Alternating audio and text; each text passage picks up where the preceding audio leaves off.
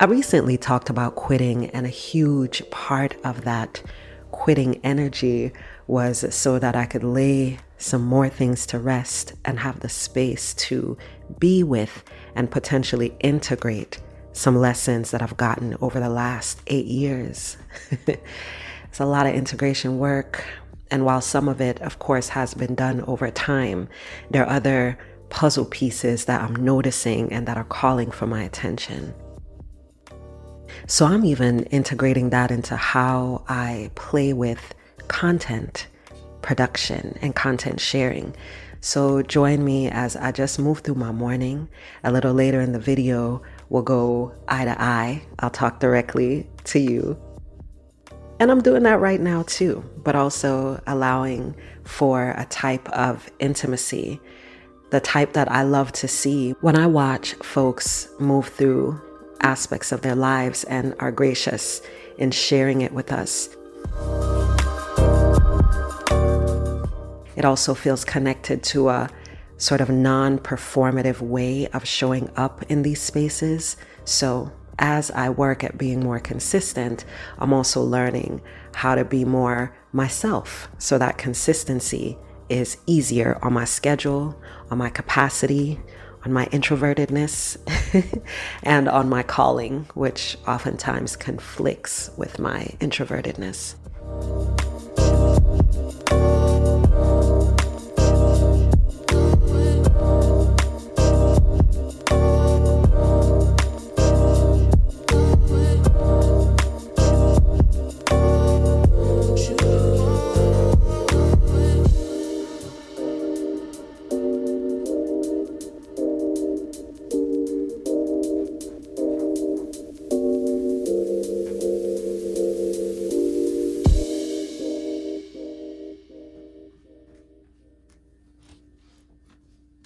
So I'm making some plantain porridge in this particular video. And I had aspirations of making some granola. I can tell you in hindsight, as I'm recording this, the day after this actual video footage, I did not make the granola. I got wonderfully caught up in pulling pieces for this video. So I'll do the granola another day.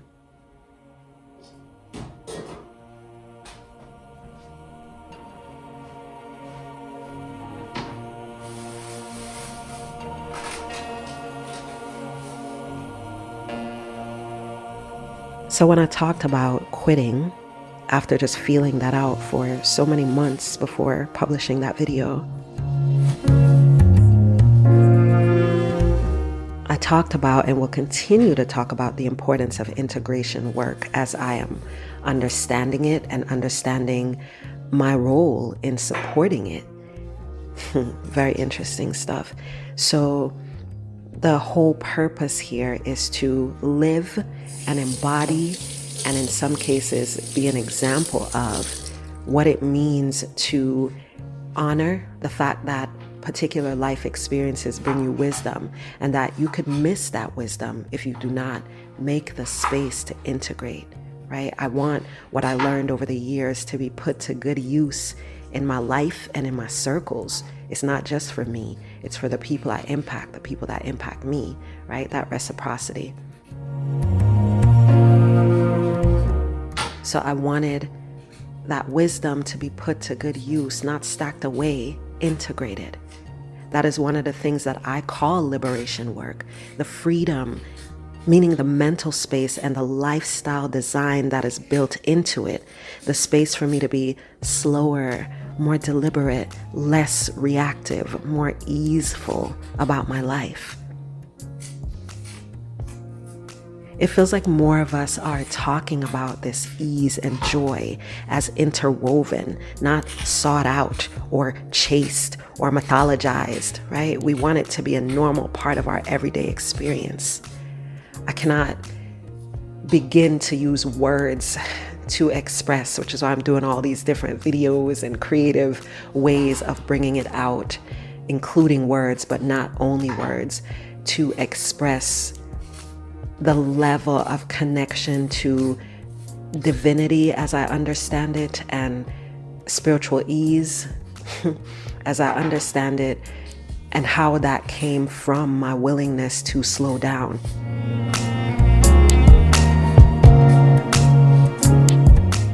And that slow down was not just about willingness. Many people are willing to, but there are things in place like covering bills and just like real shit that can make it so hard for us to lean into a type of slowness and easefulness, particularly for Black women in my circles. That's what I notice. And so I had the benefits of the ways that my work over the years, especially that 8-year focus on unschooling, that work has brought a level of reciprocity that finds me in more easeful lifestyle design, right? And I could take the rewards of that work and just like do my thing, work less and relax more. And I did do some of that because I needed that shit. And then I'm also, as always, recognizing myself as part of nature. Community is part of nature. Nature is communal. We are communal. We have adopted ideas of individualism that I believe was really nurtured through colonization and capitalism and all of these things that pull us outside of our power, which in large part is about how we are together and how we are together across generations, what that looks like when a stronger young person can be in relationship with a less strong, more wise elder, for example, right? What happens as I watch my mother and her siblings care for her mother, that same mother, my grandmother, who I knew when I was younger as strong and robust and feisty and took care of her kids and her grandkids, both of my grandmothers. And then to watch them as they age come into a need for intergenerationality, healthy intergenerationality. And I've also watched it on the other side as an unschooling organizer, which is a title that I no longer identify with. That is something I'm laying to rest. But in that work, which is the foundation of where I am now, I saw so much of what we lose when we, as adults, do not value the sacred, divine power and rights of the people who came way after us, whether they're our children or not. But especially when they are our children, there's a level of obligation and responsibility to honor healthy intergenerationality, which is what so much of what my unlearning and unraveling as a mother has been rooted in. And the work that I do has been rooted in.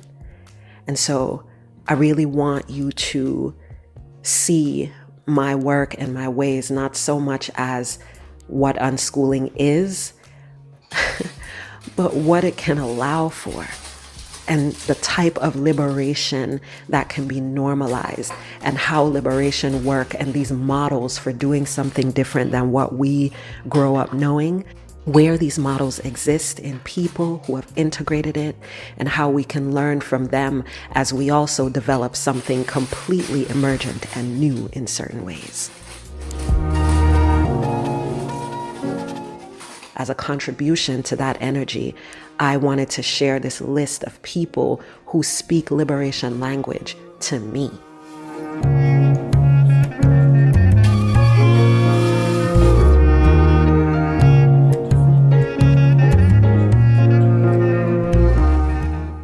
So this first woman, Ivy Felicia, I've known, I would say certainly for a decade, probably more.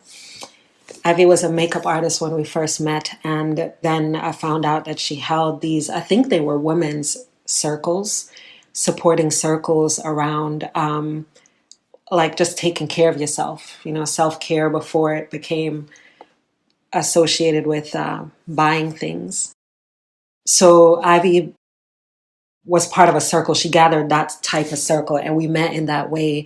And it really just evolved into, just like for me, really more talking about her own life and some of the things that she was going through in her own life related to her body, having health issues, and mindset issues around the body, and moving into, I think, body peace at one point, or from body positivity into body peace, and then even neutrality.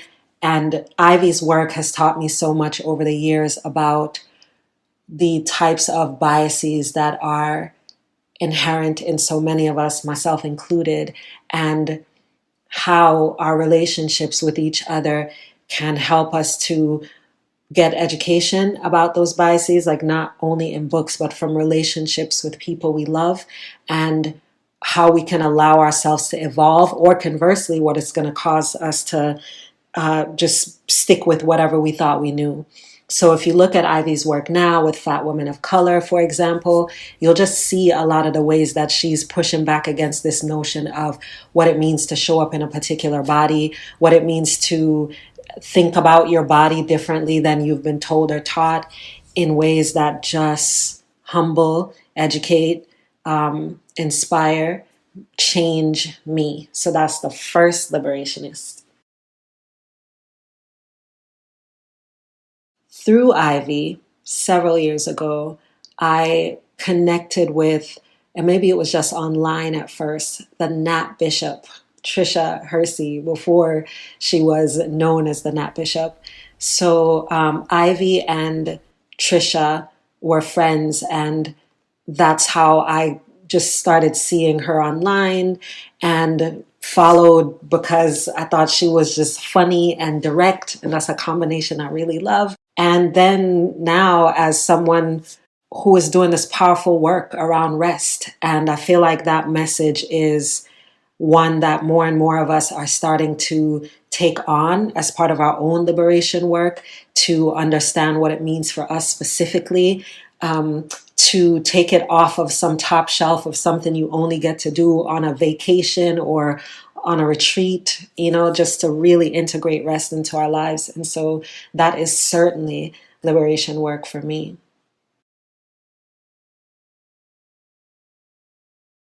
One of the major benefits of rest, as I've talked before in previous videos about having the time to slow down or even to pause, and the type of spaciousness that offers, one of the benefits, the many benefits of that, is that I also got to be more present with my own shadow work. For me, that's a type of self-awareness that takes me out of the toxic positivity space, or some idea that I'm supposed to always be in balance, because that actually doesn't resonate for me. It's about harmony, which means I could be hella imbalanced in terms of how I'm moving about things. And maybe there is an inner balance, I don't know.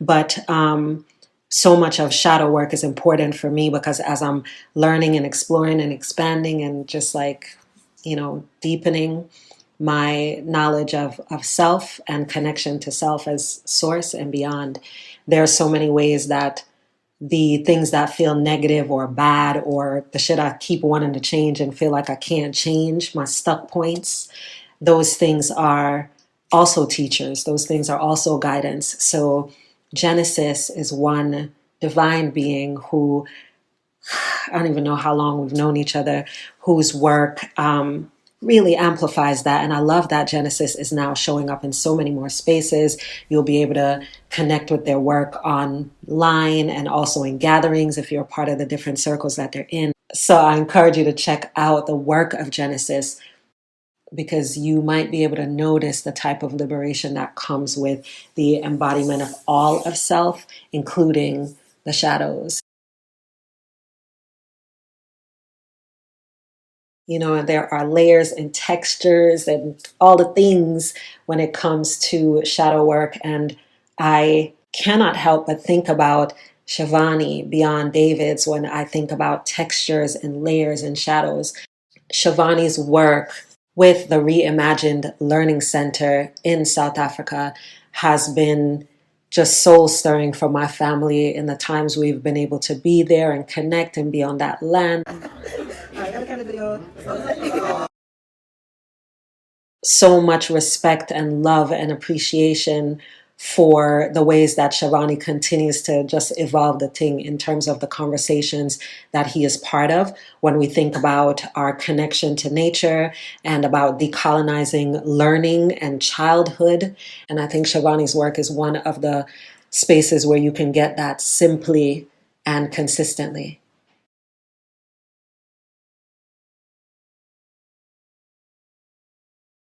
Thea is on this list of liberation language speakers because our conversations, which I encourage you to check out, are so much about these textures and layers and about a reclamation of ourselves that does not excuse us from the ways that we do hold power in ways that are not actually about how we do, but is more about like what we've learned or what we've had to do.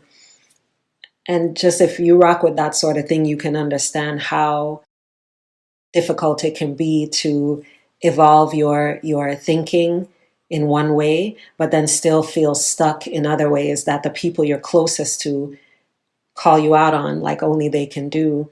But you find yourself just in the muck of not being able to integrate, right? The wisdom that you have now about making a change. And so the types of conversations that Thea continues to have on her podcast on Shaping the Shift and in the work that she has done over the years really bring us to a space where we can be with that, where we can detangle from that, and where we can really stand in our power individually and collectively. So it's about freedom and liberation, as we talked about here.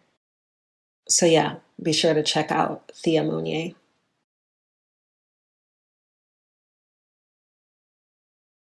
This woman right here, Mercer, has been such a teacher in terms of my own barriers, like not boundaries, but barriers. I really feel good about Mercer's space on this list because over the years, she's really been a teacher for me about showing up as myself. I feel like the vulnerability, the honesty, the directness, the consistency with which Mercer shows up in this space of self-directed education and breaking down sort of like the effects of coloniality in our communal relationships by living in a different way, by putting her time and energy consistently and her money where her mouth is as a white woman with money.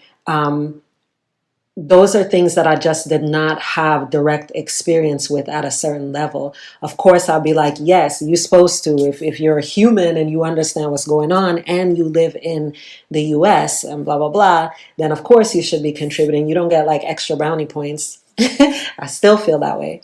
But it goes beyond that in this case because how Mercer and I met in the shared space of unschooling and self-directed education, both being moms who practice that, that's one layer. And then as Mercer paid attention to my work and where I was showing up and how I was showing up, she eventually introduced herself to me at an event. And then through our other friend, Thomas, I reached out to her because he said, look, she's really willing to see how she can support and amplify the work of organizers like you in this unschooling movement. So I was like, bet, reached out.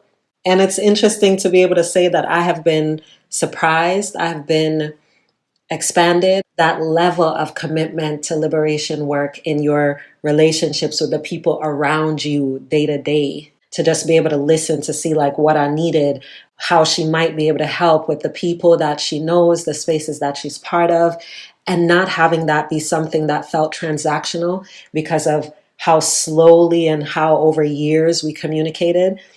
That too is what unschooling is about. It's not about detangling just your own shit for yourself. It's about how that looks in your communities, in your relationships, and where you invest your time and your money. So shout out to Mercer for really walking that talk consistently. The thing that all of these divine, amazing beings have in common is their willingness to gather other people around what feels important to them, the things that they want to change, the things they want to deepen, keep very much the same, but with more people and everything in between. That shows up in their willingness to gather around it. And Althea is very much part of that. I don't even know how to describe her to you because she touches many things in terms of spirituality, wellness, movement, like physical movement, beyond that type of movement, and so much more. These are the spaces where you can find her work. And all I can say is, when you think about spaces that expand you, spaces that allow you to even recognize how still within the box and within the little lines you can be, despite the work, and the opportunity to expand that, not by beating yourself up, but by noticing it and moving through with tools and conversations and physical spaces where people are gathering around that. It's very much Althea's jam. So good, so needed, and very much liberatory.